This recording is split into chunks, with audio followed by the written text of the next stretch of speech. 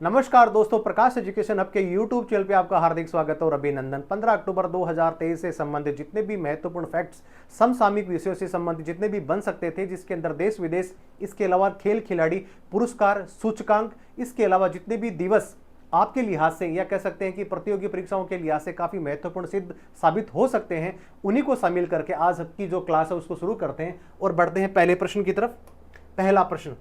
पहला प्रश्न, ICC award सितंबर माह के प्लेयर ऑफ द मंथ में किसे चुना गया है? पूछा जा रहा है सवाल। इंटरनेशनल क्रिकेट काउंसिलिंग के द्वारा हर महीने एक अवार्ड दिया जाता है जिसको बोला जाता है प्लेयर ऑफ द मंथ का अवार्ड। इस महीने कह सकते हैं कि सितंबर महीने का जो अवार्ड है वो किसे दिया गया है? मैं थोड़ा इसकी पृष्ठभूमि के बारे में आपको मैं अवगत करा दूं।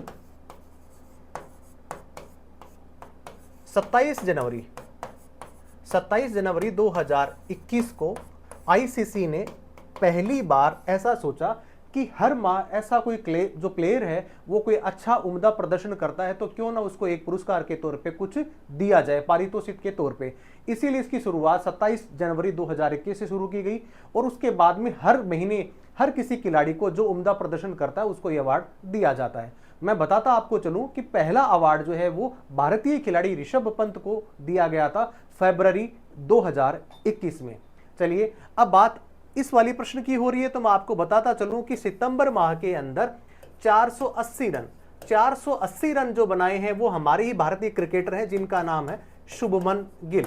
तो शुभमन जो गिल है वो ओपनिंग करते हैं और उसके बाद में उन्होंने इस महीने सबसे ज्यादा सर्वाधिक रन बनाए हैं 80 के रन रेट के हिसाब से। 80 जो है वो रन हर मैच के हिसाब से उन्होंने बनाए। तो आईसीसी ने इस महीने का जो पुरस्कार है वो दिया है शुभमन गिल को। तो चलिए बढ़ते हैं अगले सवाल की तरफ। लेकिन इसके साथ साथ में एक चीज मैं और आपको बता दूं कि पुरुषों को तो दिया ही दिया जाता है, इसके अलावा महिलाओं को भी दिया जाता है।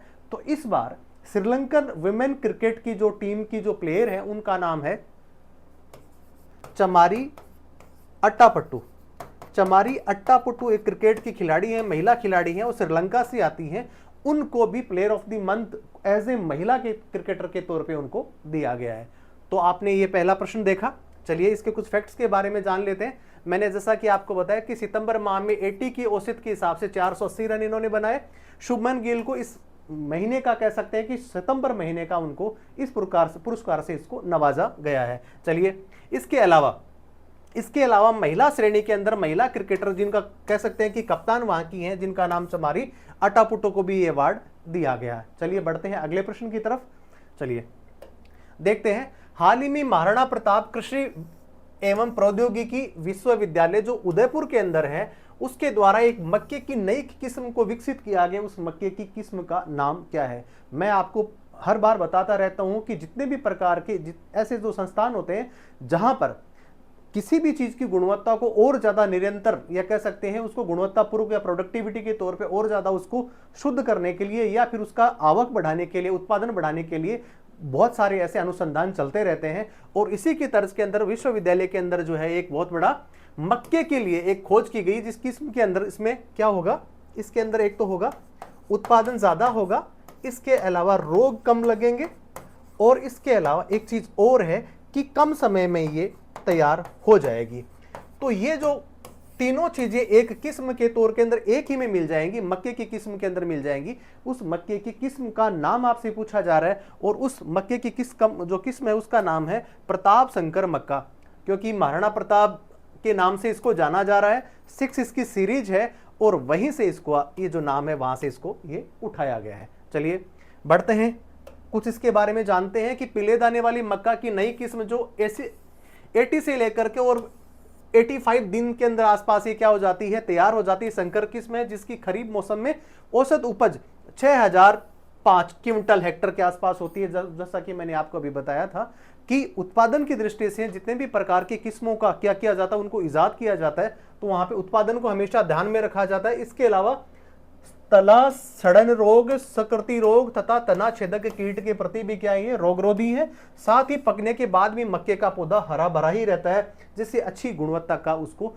चारा भी मिलता है, किसको, पशुओं के लिए ये काम में आता है। तो आपने देखा कि मक्का की एक जो नई किस्म थी जो प्रताप के नाम से सीरीज है उसकी 6 उसको इजाद किया है महाराणा प्रताप विश्वविद्यालय, जो अभी वर्तमान में उदयपुर में संचालित है। तो ये प्रश्न यहां से जुड़ा है। चलिए बढ़ते हैं अगले प्रश्न की तरफ। अगला प्रश्न, हाल ही में किस राज्य में शिक्षकों को टेस्ट के माध्यम से उनको क्या किया जाएगा, नियमित किया जाएगा। पहले वो संविदा पे थे, उसके बाद उनको सरकारी शिक्षक बनाया जाएगा। ऐसा किस राज्य में हुआ है? तो ऐसा जो राज्य जो करने वाला है वो है बिहार। बिहार के अंदर लगभग 4 लाख शिक्षक ऐसे थे जो संविदा पे लगे हुए थे, उनको कम जो है वो तनख्वाह मिल रही थी, सैलरी मिल रही थी। शिक्षकों ने बार बार लगातार वो आंदोलनरत थे और इसी की वजह से सरकार ने उनकी सुनी और इस बार उनको जो है क्या कर दिया है, उनको परमानेंट उनको कर दिया। कह सकते हैं कि अभी वो क्या बन गए हैं, सरकारी कर्मचारी बन गए हैं। तो सरकारी कर्मचारी बनने के बाद में जो जो सुविधाएं किसी भी व्यक्ति को मिलती हैं वही सुविधाएं इनको मिलने वाली है। और बिहार के अंदर ऐसे शिक्षकों की तादाद लगभग 4 लाख के आसपास थी। तो ये भी अपने आप में एक बड़ा फैक्ट है कि जहां पे शिक्षकों को सरकारी अभी बना दिया गया है। चलिए देखते हैं इसके बारे में। बिहार के 4 लाख नियोजित शिक्षकों को जल्द ही राज्यकर्मी का दर्जा मिल जाएगा।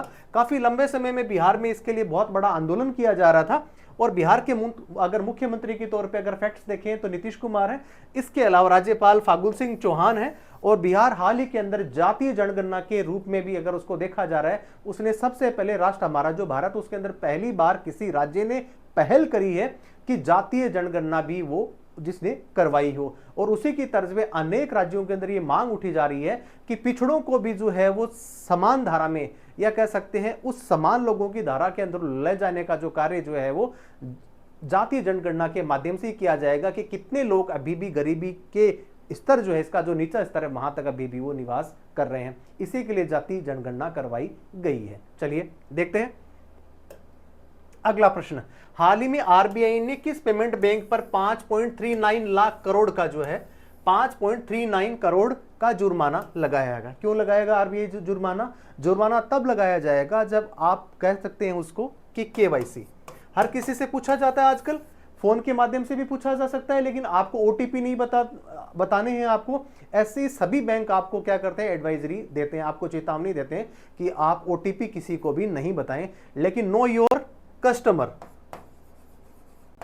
नो योर कस्टमर, आप अपने कस्टमर के बारे में जाने। तो केवाईसी के बीच में कुछ ऐसी अनियमितता जो है वो पेमेंट्स बैंक ने कर दी थी, जिसकी वजह से बैंक ने उन पे क्या लगा दिया, जुर्माना लगा दिया। अब पूछ रहा है कि कौन सा ऐसा पेमेंट बैंक था जिसको आरबीआई ने क्या किया है, दंडित किया है। तो उस अपनी जो है किसका नाम है, पेमेंट बैंक का जो नाम है वो है कौन सा, पेटीएम पेमेंट बैंक। इसके अलावा एक छोटा सा कह सकते हैं कि जुर्माना किसी और एक अन्य बैंक को भी लगाया गया है। उस बैंक का नाम है, महाराष्ट्र के अंदर ही वो संचालित है, और अन्ना साहेब सहकारी बैंक, अन्ना साहेब सहकारी बैंक को भी क्या है 4 लाख रुपए का जुर्माना लगाया गया है। तो हाल ही में केवाईसी में पाई जाने वाली जितनी भी जो अनियमितता थी उसको आरबीआई ने पकड़ा और उसके बाद उन पे जुर्माना लगाया गया है। तो ये आपने इस प्रश्न के माध्यम से जाना। चलिए देखते हैं अगला प्रश्न। हाल ही में हिंद महासागर में रिम एसोसिएशन का अध्यक्ष किसे नियुक्त किया गया? मैं बात आपको बताता चलूं कि जो रिम एसोसिएशन है उसकी शुरुआत कब हुई और बनाने की ऐसी आवश्यकता ही क्यों पड़ी। तो मैं आपको बता दूं कि 1997 के अंदर हिंद महासागर के अंदर क्षेत्रीय जितनी भी जो शक्तियां हैं उनको संतुलन साधने के लिए, या कह सकते हैं कि चाइना को दक्षिणी सागर तक ही रोकने के लिए वो हिंद महासागर तक पहुंच नहीं पाए और यहाँ के आसपास के जो देश हैं उनकी संप्रभुता को किसी प्रकार का खतरा न हो, इसी के लिए रिम एसोसिएशन की शुरुआत की गई थी। इसके अलावा उसके बार बार सम्मेलन होते रहते और हर बार 2 साल के लिए कोई ना कोई अध्यक्ष चुन लिया जाता है। सवाल वहीं से बना है कि इस बार का जो अध्यक्ष है वो किसे बनाया गया है। तो अपना ही पड़ोसी देश है और ये हिंद महासागर का एक छोटा सा देश है और हमारे बहुत सारे ऐसे तमिल और जो लोग हैं वहाँ पे श्रीलंका में निवास करते हैं और भारत के साथ में श्रीलंका के सौहार्दपूर्ण रिश्ते भी बने हुए हैं। तो अभी फिलहाल उसको जो है क्या बनाया गया है, अध्यक्ष बनाया गया। इससे पहले कौन था? इससे पहले था बांग्लादेश। इससे पहले कौन सा था? बांग्लादेश था। चलिए देखते हैं इसके बारे में। हिंद महासागर रिम एसोसिएशन की जो 23वीं जो बैठक है वो 2023 में आयोजित की गई और 2023 से लेकर के 2025 तक श्रीलंका इसका क्या रहेगा, अध्यक्ष रहेगा। इसके अलावा 2021 से लेकर के 23 के बीच की जो अध्यक्षता जो मैंने आपको अभी बताई कि वो बांग्लादेश को सौंपी गई थी। आफ्टर कंप्लीशन ऑफ 2 इयर्स के बाद में इसको किसको दे दिया गया, इसको श्रीलंका को दे दिया गया। हिंद महासागर रिम एसोसिएशन की स्थापना 1997 में हुई थी और वर्तमान में इसके 23 सदस्य देश है, जिसमें भारत भी शामिल है। क्यों अभी जो है रिम एसोसिएशन की शुरुआत क्यों की गई या इसका उद्देश्य या प्रयोजन क्या था, तो मैं आपको पहले बता ही चुका हूं कि हिंद महासागर में बढ़ती चीनी दखल को रोकने के लिए इस प्रकार के संगठन को बनाया गया है। चलिए बढ़ते हैं अगले प्रश्न की तरफ। अगला प्रश्न, प्रश्न संख्या 7, हाल ही में किसे सत्यजीत रे लाइफ टाइम फिल्म पुरस्कार से सम्मानित किया गया है। सत्यजीत रे जो है बहुत पुराने वेटरन एक कलाकार रहे हैं आज़ादी के समय से, उसके बाद में आज़ादी के बाद में उन्होंने फिल्मों में काम किया और उन्हीं के नाम से सत्यजीत रे नामक एक फिल्म पुरस्कार, लाइफ टाइम पुरस्कार दिया जाता है। ये देश के ही नहीं अपितु विदेशों के जो कलाकार हैं उनको भी इस कैटेगरी में पुरस्कार दिया जाता है। सवाल वहीं से बना है कि इस साल का पुरस्कार किसको दिया गया है। तो मैं आपको बता दूं, माइकल डगलस जो है उनको इस पुरस्कार से नवाजा गया है। ये भी बहुत अच्छे एक एक्टर है। इसके अलावा इनके पास में कह सकते हैं कि ये एक तो अपना दान देने में सबसे प्रमुख हस्तियों में इनका नाम आता है। इसके अलावा वो अफ्रीका महाद्वीप में कुपोषित बच्चों के लिए अन्न की व्यवस्था कराने के लिए बहुत सारे एनजीओज को ये क्या करते हैं, संचालित करते हैं। तो ये आपने देखा माइकल डगलस हैं जिनको इस पुरस्कार से सम्मानित किया गया है। चलिए देखते हैं इनके बारे में। द सेंटिनल, इसके अलावा the America president, disclosure of और अन्य फिल्मों से पहचान बनाने वाले हॉलीवुड अभिनेता, जैसा कि मैंने आपको बताया कि विदेशी अभिनेता है माइकल डगलस है, और सत्यजीत रे लाइफ टाइम जो पुरस्कार है वो इन्हीं को सम्मानित अभी उनको किया गया है। सत्यजीत रे लाइफ टाइम फिल्म पुरस्कार की शुरुआत वर्ष 1999 में हुई थी और 30वें भारतीय अंतर्राष्ट्रीय फिल्म समारोह को जब हुआ था उसी समय इनकी शुरुआत की गई थी। यह कह सकते हैं कि जब 30वां फिल्म फेस्टिवल जब मनाया जा रहा था उसी समय 1990 समय की बात है, 1999 की बात है जब इस पुरस्कार की शुरुआत की गई थी। और इस साल का 2023 का कह सकते हैं या जो करंट ईयर का जो पुरस्कार है वो माइकल डगलस को दिया गया है और इन्होंने बहुत सारी द सेंटिनल, इसके अलावा द अमेरिकन प्रेसिडेंट, इसके अलावा डिस्क्लोजर जैसी अन्य बहुत प्रतिष्ठित मूवी कह सकते हैं या जो सर्वश्रेष्ठ मूवियों में इन्होंने क्या किया है, काम किया है। चलिए बढ़ते हैं अगले प्रश्न की तरफ। अगला प्रश्न, प्रश्न संख्या 8, भारत के किस शहर को भारत का पहला वेटलैंड शहर घोषित किया जाएगा। वर्तमान में इसकी प्रक्रिया चल रही है, लेकिन अभी दो कह सकते हैं बड़े शहर हैं और उनके बीच में जो प्रतिस्पर्धा ज्यादा देखने को मिल रही है और बिल्कुल नाम साफ हो गया है कि राजस्थान का ही एक शहर है जिसको झीलों की नगरी के नाम से जाना जाता है। और ये पहाड़ी क्षेत्र के अंदर जो है यहाँ पे ये बसा हुआ एक बहुत बड़ा सुंदर शहर है और यहाँ पे होटल्स यहाँ के विश्वविख्यात हैं और यहाँ पे बहुत सारी झीलें और नहरें भी यहाँ पे बहती हैं और उस सिटी का नाम है उदयपुर। तो उदयपुर जो है इसको इस बार वेटलैंड शहर घोषित किया जाएगा, ऐसा अभी किया जा रहा है। इसके समकक्ष कह सकते हैं या इसका कॉम्पिटिटर जो कौन था वो था भोपाल के बीच में और उदयपुर के बीच में काफी कंपटीशन हुआ इस चीज का, वेटलैंड का, और उसके बाद में जो दर्जा जो दिया जाएगा वो किसको दिया जाएगा, उदयपुर को दिया जाएगा। चलिए जान लेते हैं इसके बारे में कुछ फैक्ट्स। राजस्थान सरकार पर्यावरण और वन विभाग के सहयोग से उदयपुर को भारत का पहला वेटलैंड शहर बनाने में वो क्या निभा रही है, महत्वपूर्ण भूमिका निभा रही है। इसके अलावा शहरों की स्पर्धा के अंदर उदयपुर को भोपाल से कड़ी प्रतिस्पर्धा देखने को भी मिली, लेकिन आखिरकार उदयपुर ने इस खिताब को जीत लिया। चलिए बढ़ते हैं अगले प्रश्न की तरफ। अगला प्रश्न, चलिए 9वां प्रश्न है, हाल ही में जेएनयू से डॉक्टरेट की मानक उपाधि प्राप्त करने वाली पहली महिला ऐसी कौन सी राष्ट्रपति हैं और वो कहां से आई थी। तो मैं बताता चलूं आपको, पहले करंट अफेयर्स में भी हमने कवर किया कि वो तंजानिया की राष्ट्रपति थी, यहां पे आई थी और भारत सरकार के साथ में अलग अलग मुद्दों पे उन्होंने बातचीत करी और आखिरकार 6 समझौतों पे उनकी क्या बनी, सहमति बनी, जिसके अंदर कौन से हो सकते हैं, उसके अंदर पर्यावरण है, इसके अलावा कृषि है, पर्यावरण है, रणनीतिक समझौते हैं, सूचना प्रौद्योगिकी है और रक्षा उत्पाद। इनसे संबंधित इन्होंने 6 प्रकार के क्या किए हैं, समझौते किए हैं। तंजानिया कहां पड़ता है? तंजानिया अफ्रीका का एक बड़ा देश है कह सकते हैं, लेकिन विकासशील देश है, अभी विकसित अवस्था में पहुंचने में उसको काफी साल लगेंगे। गरीबी,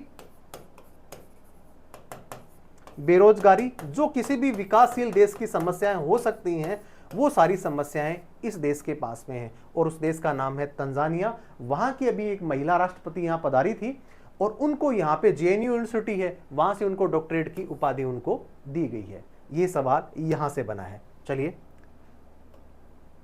जान लेते हैं इनके बारे में। हाल ही में तंजानिया राष्ट्रपति सानिया हसन, जिन्होंने भारत की यात्रा की तथा विभिन्न रणनीतिक साझेदारी, प्रौद्योगिकी, जैसा कि मैंने आपको पहले बताया, आदान प्रदान, भारत के साथ कई समझौते करे। नई दिल्ली स्थित जो जेएनयू जवाहरलाल नेहरू जो यूनिवर्सिटी है, विश्वविद्यालय से डॉक्टरेट की मानक उपाधि से उनको सम्मानित करने वाली, वो क्या है, सम्मान पाने वाली प्रथम महिला है जो विदेशी है, और तंजानिया की वर्तमान में वो राष्ट्रपति के पद का काम वो कर रही हैं। चलिए बढ़ते हैं अगले प्रश्न की तरफ। अगला प्रश्न, हाल ही में गंगा डॉल्फिन एक छोटा जीव है जो समुद्र के अंदर पाया जाता है, मछली जैसा ही होता है। तो गंगा डॉल्फिन को किस राज्य का जलीय जीव घोषित किया है? तो वैसे तो डॉल्फिन जो है वो पूरे भारतवर्ष में अनेक जहां पे नदियां प्रवाहित होती हैं वहां पे पाई जाती हैं, लेकिन इस बार उत्तर प्रदेश ने अपना जलीय जीव उसको घोषित किया है। चलिए देखते हैं इसके बारे में कुछ फैक्ट्स। उत्तर प्रदेश ने डॉल्फिन को राज्य का जलीय जीव घोषित किया। प्रदेश की नदियों और तालाबों में लगभग 2000 के आसपास डॉल्फिन वहां पे हैं। यह कह सकते हैं कि वहां पे विचरण कर रही हैं, तो इनकी संख्या लगभग 2000 के आसपास हो सकती है। उत्तर प्रदेश का अभियान, अब उत्तर प्रदेश का अभियान के बारे में पूछा जा सकता है। यह मेरी गंगा, यह मेरी डॉल्फिन 2023 का एक अभियान था, और उसी अभियान के नाम से इसको जाना गया है। और डॉल्फिन को जो है वो वर्तमान में अभी उत्तर प्रदेश राज्य का जलीय जंतु है उसको घोषित कर दिया गया है। चलिए बढ़ते हैं अगले प्रश्न की तरफ। हाल ही में फिलिस्तीन के आतंकवादी संगठन हमास ने ऑपरेशन अल अक्सा फ्लड जो है किसके विरुद्ध चलाया? ये काफी बर्निंग इशू है। 7-8 रोज से लगातार सुनने को मिल रहा है कि इजराइल के ऊपर हमास ने अटैक कर दिया, और अटैक करने के बाद जब रिटालिएट किया है इजराइल ने, तो गाजा पट्टी के अलावा लेबनान, फिलिस्तीन के अंदर भारी तबाही जो है वो इजराइल ने मचा दी है, क्योंकि इजराइल के बहुत सारे ऐसे इनोसेंट लोग थे जिनको हमास के आतंकवादी बंधक बना करके अपनी जगह वहां पे ले गए और क्रूर अत्याचार उन पे कर रहे थे। और अपने आतंकवादियों को छुड़ाने के लिए हमास ने शर्त रखी थी कि वो अगर इजराइल के जितने भी जो आतंकवादी संगठन से जुड़े हुए जो लोग हैं जो इजराइल के जेलों में बंद है, उनको अगर वो छोड़ देंगे तो इजराइल के नागरिकों को भी छोड़ देंगे। लेकिन इजराइल ने इस शर्त को मानने से इनकार कर दिया। उन्होंने कहा है कि हमें जानों की परवाह नहीं है, लेकिन हम आपको नहीं छोड़ेंगे। और लगातार अभी बमबारी चल रही है, और हर बार हम कह सकते हैं कि डेली खबरों में ये आ रहा है कि लगातार गाजा से बहुत सारे लोग, लाखों की संख्या के अंदर लोग पलायन कर गए हैं, और उसके अंदर फिलिस्तीन का जो कुछ भाग है जो गाजा पट्टी के आसपास का है, तो वहां पे भी हालात या कह सकते हैं मंजर काफी भयावह हैं। तो ये जो ऑपरेशन चलाया था, सबसे पहले हमास ने इजराइल पे जो अटैक करा, और जो हमास था उसने उस ऑपरेशन का जो नाम दिया, उस ऑपरेशन का नाम है ऑपरेशन अल अक्सा फ्लड। और किसके खिलाफ चलाया? तो ये चलाया किसके खिलाफ? इजराइल के खिलाफ चलाया। चलिए अब मैं आपको आगे बताता चलूं कि फिर इजराइल ने हमास के लिए क्या किया। तो उसके लिए भी वो एक अपना बड़ा ऑपरेशन लॉन्च किया उन्होंने। उसी ऑपरेशंस की अगर मैं बात करने वाला हूं तो उस ऑपरेशंस का नाम कौन सा होगा? Operation iron sword. Operation iron sword के माध्यम से बहुत सारे ऐसे बम अभी गाजा पट्टी के आसपास गिराए जा रहे हैं, और उस इलाके को पूरे को नेस्तनाबूद कर दिया है इजराइल ने। चलिए देखते हैं इसके बारे में। फिलिस्तीन और इजराइल के मध्य लंबे समय से चले आ रहे गाजा पट्टी विवाद से उत्पन्न संघर्ष के दौरान आतंकवादी संगठन हमास ने इजराइल के क्षेत्रों में रॉकेट लॉन्चर से उनको क्या किया? निशाना बनाया, और सैकड़ों इजरायली नागरिकों को बंधक बना करके वो ले गया। हमास ने इस अपने ऑपरेशन को कौन सा नाम दिया था? ऑपरेशन अल अक्सा फ्लड के नाम से उसका ऑपरेशन का नाम दिया था। इसके प्रत्युत्तर के अंदर इजराइल ने जो करा वो सबके सामने विश्व उसको देख रहा है। इजराइल किसी को छोड़ने वाला नहीं है, और उसकी वहां की एक कह सकते हैं कि वहां की जो एक एजेंसी है जिसको गुप्य एजेंसी बोलते हैं, मोसाद, इस ऑपरेशन या कह सकते हैं हमास ने जो अटैक किया उसमें इस बार मोसाद को भनक तक नहीं लगी, तो एक इंटेलिजेंस फेल्योर भी था, लेकिन उसके बाद में जो रिटालिएट करने की जो कार्रवाई वहां के सुरक्षा बलों ने की, उसको विश्व देखता ही रह गया। तो ये अपने आप में एक बहुत बड़ा फैक्ट है और वर्तमान में चर्चा में बना हुआ है। इसी के साथ में एक चीज और है जो भारत के लिहाज से कह सकते हैं, संदर्भ के तौर पे कह सकते हैं कि इजराइल से अपने नागरिकों को स्वदेश सकुशल वापसी कराने के लिए इंडिया विश्व भर में जाना जाता है। सब जगह से, चाहे यूक्रेन की बात हो, चाहे सीरिया की बात हो, चाहे कोरोना काल के समय में अपने नागरिकों को विदेश से लाने की बात हो, तब इंडिया ने सबसे पहला और बड़ा कदम उठाने में इंडिया भी सबसे आगे रहने लगा है। और वर्तमान में अभी ऑपरेशन अजय जो है वो इजराइल से अपने निवासियों को अपने स्वदेश लाने के लिए जो ऑपरेशन चलाया जा रहा है, उस ऑपरेशन का नाम भी अजय है। यह भी अपने आप में एक महत्वपूर्ण फैक्ट आप लोगों के लिए हो सकता है। चलिए बढ़ते हैं अगले प्रश्न की तरफ।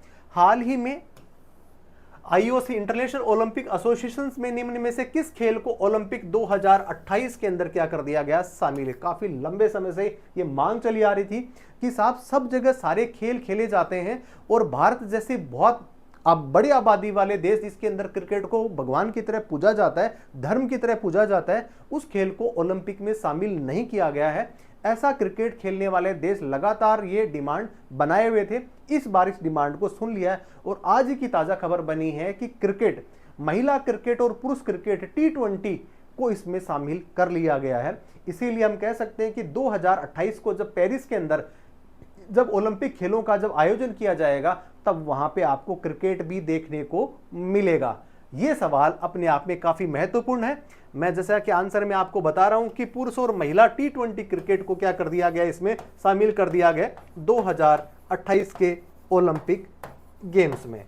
तो यह भी अपने आप में एक बड़ा प्रश्न है। चलिए देखते हैं इसके बारे में।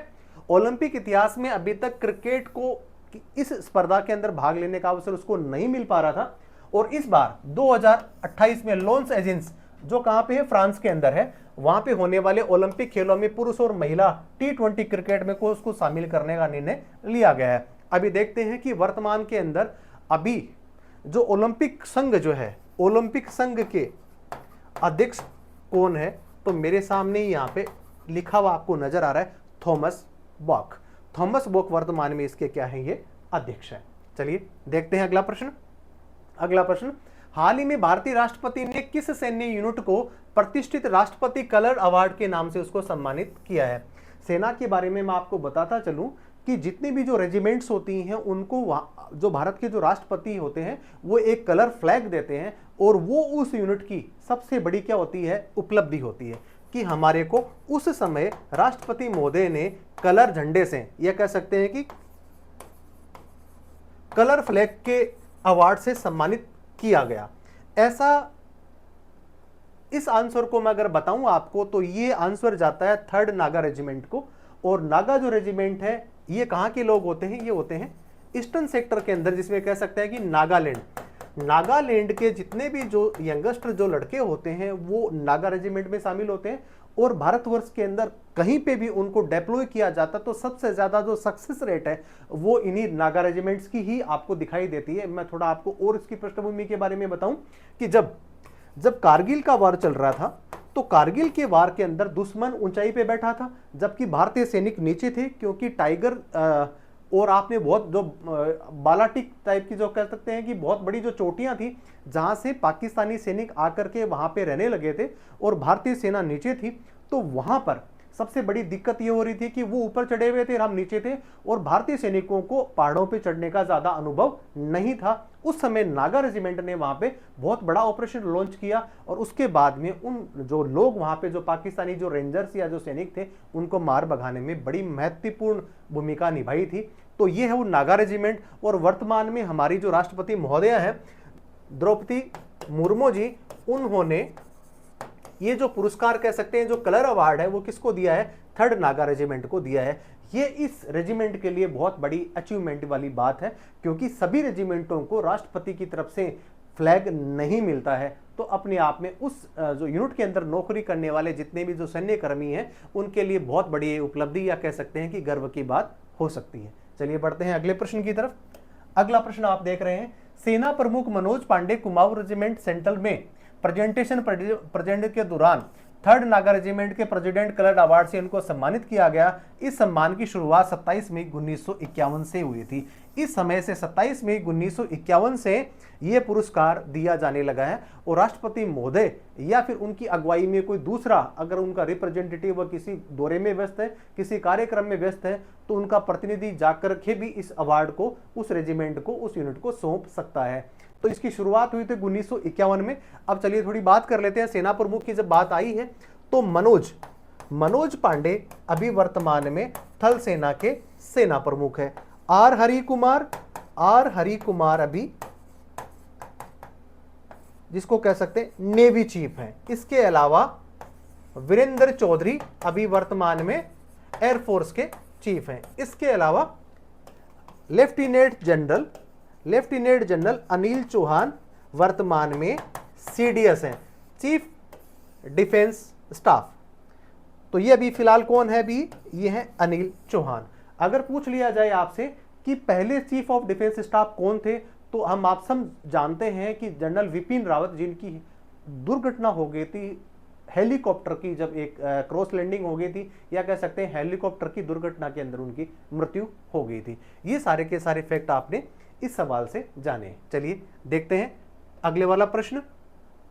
हाल ही में IORA मंत्रिपरिषद की बैठक की मेजबानी कौन करने वाला है? तो IORA की मंत्रिपरिषद की बैठक की अभी मेजबानी कौन करने वाला है? तो इस देश का नाम है श्रीलंका। और श्रीलंका हमारा पड़ोसी देश है, जहां पे हमारी हर बार ये कह सकते हैं कि साल भर में इस प्रकार की मीटिंग्स जो है वो वहां पे आयोजित होती रहती हैं। चलिए इसके बारे में कुछ जान लेते हैं। फीफा, अभी इसके बारे में कुछ मैं आपको और बताने वाला हूं कि फीफा ने श्रीलंका के फुटबॉल महासंघ में प्रतिबंध अभी हाल ही के दिनों में हटाया है। इस पर पहले प्रतिबंध लगा हुआ था।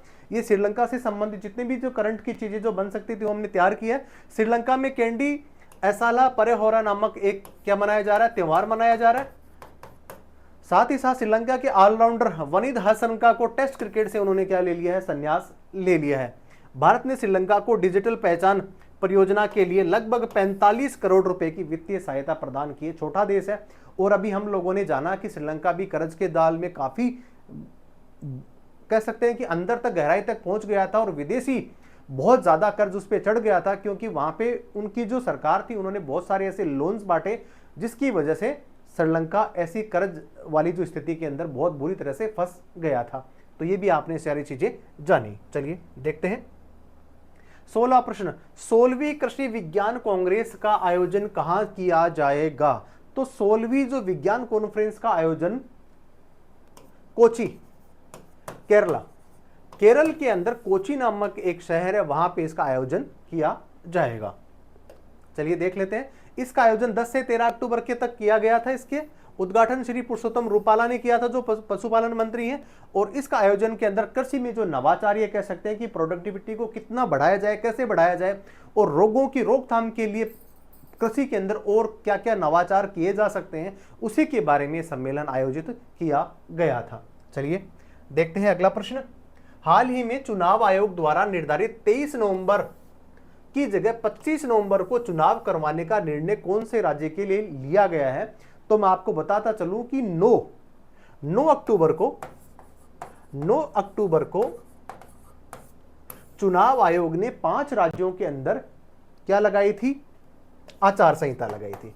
आचार संहिता के अंदर क्या होता है? आचार संहिता के अंदर पहले की जो सरकार जो संचालित जो कार्यरत थी, वो सारे के सारे काम छोड़ करके उसका पूरा टेन्योर पूरा हो जाता है, तो निर्वाचन आयोग पूरी उस राज्य की कमान अपने हाथों में ले लेता है, या कह सकते हैं कि राज्य की कमान राज्यपाल महोदय के पास आ जाती है। और कह सकते हैं कि राष्ट्रपति महोदय का भी सीधा दखल राज्यपाल के माध्यम से उस राज्य की कार्य व्यवस्था को संभालने के लिए हो जाता है। लेकिन जब तक चुनाव होते हैं तब तक सभी प्रकार की जितने भी प्रकार की चीजें हैं उनको व्यवस्थित करने का, ट्रांसफर करने का, या कानून व्यवस्था को सुनिश्चित करने के लिए निर्वाचन आयोग भी बार बार कदम उठाता रहता है। तो 5 जो है स्टेट के अंदर चुनाव होने थे। 9 अक्टूबर को आचार संहिता लागू की गई थी अपने निर्वाचन आयोग के द्वारा। और राजस्थान के बारे में थोड़ा सा ये हो गया कि 23 नवंबर को यहाँ पे चुनाव आयोजित होने वाले थे, लेकिन लोगों की शिकायतों, या कह सकते हैं कि उस दिन अबूझ सवाल, जैसे कह सकते हैं कि भारतीय संस्कृति के अंदर अबूझ सावा एक ऐसा सावा होता है जिसमें आपको किसी पंडित या किसी ज्योतिषी को पूछने की आवश्यकता नहीं होती। आप उस दिन बिना पूछे अपने लड़के या लड़की की शादी ब्याह कर सकते हैं। कह सकते हैं कि उस दिन शादियां सबसे ज्यादा होती हैं और लोगों की तरफ से ये शिकायत आ रही थी कि अगर हम शादी ब्याह के अंदर अगर व्यस्त रहेंगे, और निर्वाचन आयोग का एक स्लोगन है कि सबसे ज्यादा आप मतदान करेंगे, लेकिन हम तो उस दिन किसी और जगह व्यस्त रहेंगे तो हम मतदान नहीं कर पाएंगे, ऐसी हमारी मजबूरी है। कृपया आप हमारी इस रिक्वेस्ट को सुने। और आखिरकार निर्वाचन आयोग ने इस चीज को सही माना और उसके बाद में जो 23 नवंबर को जो चुनाव होने वाले थे उनको 2 दिन आगे खिसका करके 25 नवंबर उनको कर दिया है। तो ये राजस्थान के संदर्भ के अंदर एक सवाल था, जहां पे पहले 23 नवंबर को चुनाव होने वाले थे, जबकि वर्तमान में अभी जो चुनाव होंगे वो होंगे 25 नवंबर को। बात कर लेते हैं थोड़ी कि वर्तमान में मुख्य चुनाव आयुक्त कौन है, तो उनका नाम है राजीव कुमार। राजीव कुमार वर्तमान में मुख्य निर्वाचन आयुक्त है। चलिए देखते हैं लोगों की शिकायतों तथा उनकी 23 नवंबर को अबूझ सावे देवउठनी 11, जिसका मैंने आपको अभी जिक्र किया, जिस पर हजारों की तादाद में शादियां होने की वजह से मतदान में भाग नहीं लेने के कारण चुनाव आयोग ने मतदान की तारीख को 23 नवंबर से थोड़ा सा चेंज करके और कितना लेकर के आ गए हैं, 25 नवंबर लेकर के आ गए हैं। और वर्तमान में मुख्य चुनाव आयुक्त हैं वो कौन है, राजीव कुमार है। चलिए देखते हैं अगला प्रश्न। अगला प्रश्न 17 प्रश्न 17वां प्रश्न, एशियन गेम्स 2023 में सबसे ज्यादा किस स्पर्धा के अंदर भारतीय खिलाड़ियों ने मेडल जीते। मैं आपको बताता चलूं कि आजादी के बाद सबसे ज्यादा मेडल अगर लाए गए हैं एशियन गेम्स में, तो 2023 का जो भी एशियन गेम हाल ही के दौरान जिसका समापन किया गया, जो चीन के अंदर था, वहां पे भारतीयों ने सबसे ज्यादा मेडल जीते। हालांकि ये उनका सर्वश्रेष्ठ प्रदर्शन हो सकता है, लेकिन अभी भी हम नंबर 1 पोजीशन पे पहुंचने के लिए हमें थोड़ा और ज्यादा जोर लगाना पड़ेगा। थोड़ी अंक तालिका के बारे में मैं आपको बताता चलूं। सबसे पहले चीन, जापान,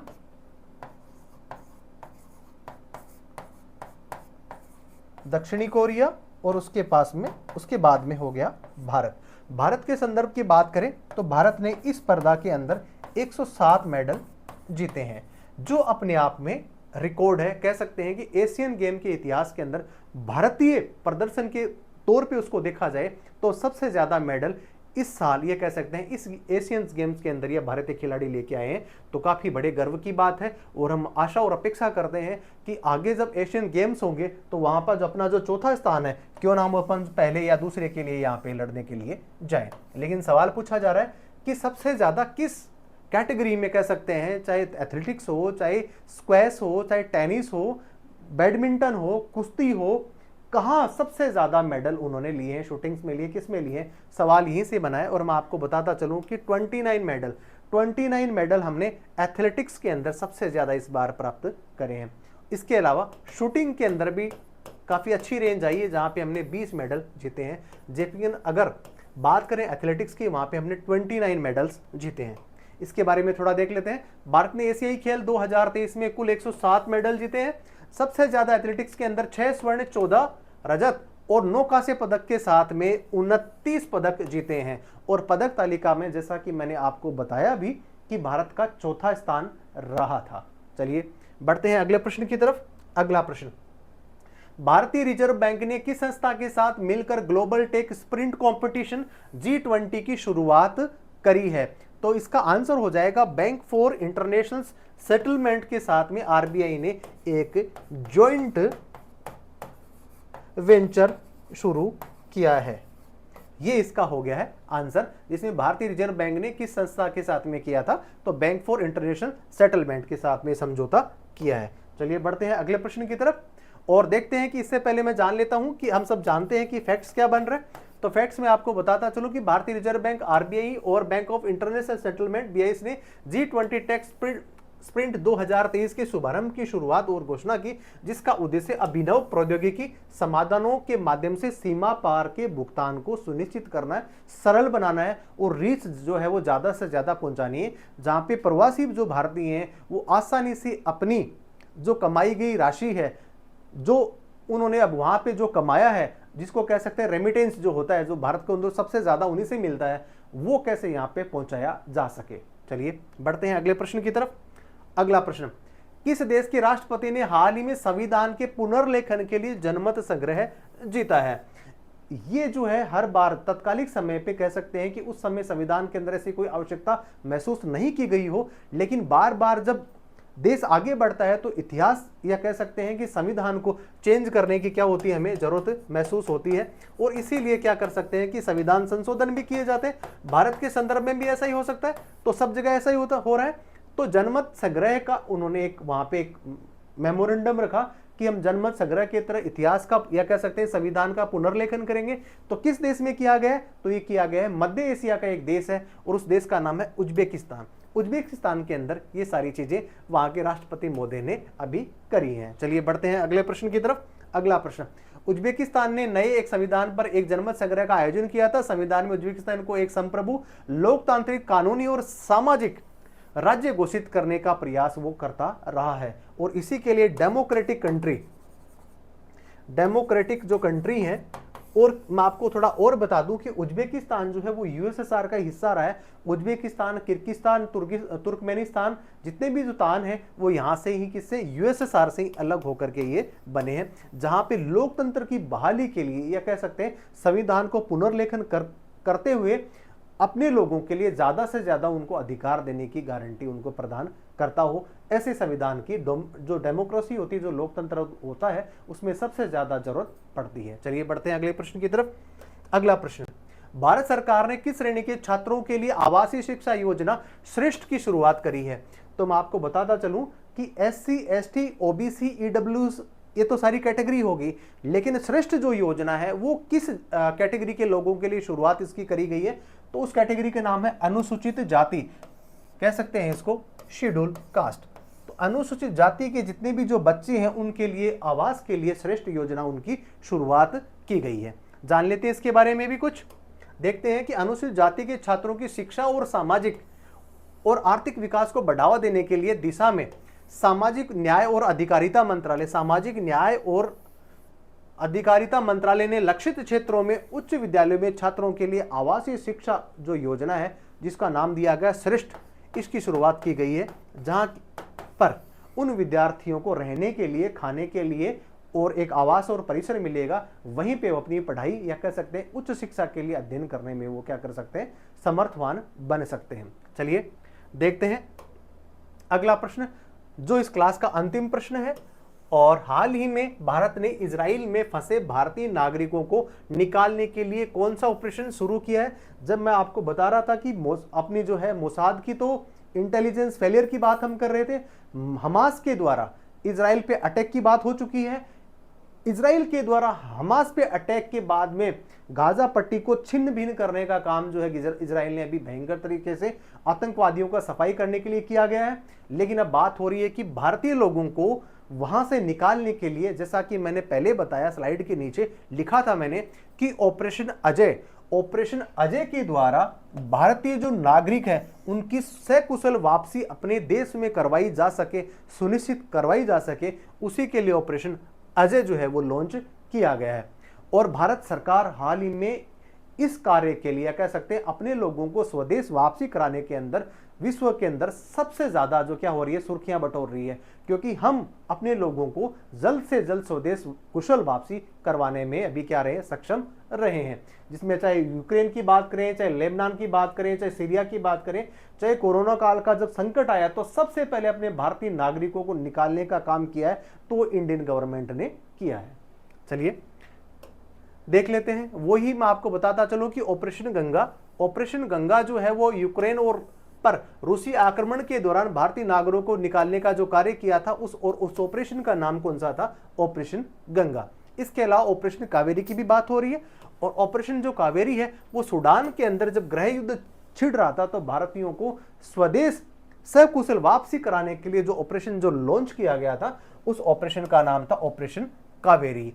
इस प्रकार आज की क्लास के अंदर 15 अक्टूबर से संबंधित जितने भी फैक्ट्स आप लोगों के लिए समसामयिक विषयों से संबंधित जितने भी जो बन सकते थे, जिसमें पुरस्कार की हमने बात करी, खेल गतिविधियों के बारे में बात करी, विदेशी जो राष्ट्र उनके बारे में बात करी, इसके अलावा कुछ अन्य महत्वपूर्ण फैक्ट्स जो कृषि से संबंधित हो सकते थे, अवार्ड से संबंधित हो सकते थे, उन सब को हमने कवर आज के इस क्लास के दौरान किया है। मैं आशा और विश्वास के साथ कह सकता हूं कि आप हमारी क्लास के साथ में जुड़े रहेंगे तो प्रतियोगी परीक्षाओं में इन प्रश्नों में से कोई ना कोई प्रश्न आपको देखने में पक्का मिलेगा। ऐसा प्रकाश एजुकेशन हब का जो यूट्यूब चैनल है वो इस बात की गारंटी देता है। तो आप देखते रहिए प्रकाश एजुकेशन हब के यूट्यूब चैनल को। जय हिंद, जय भारत।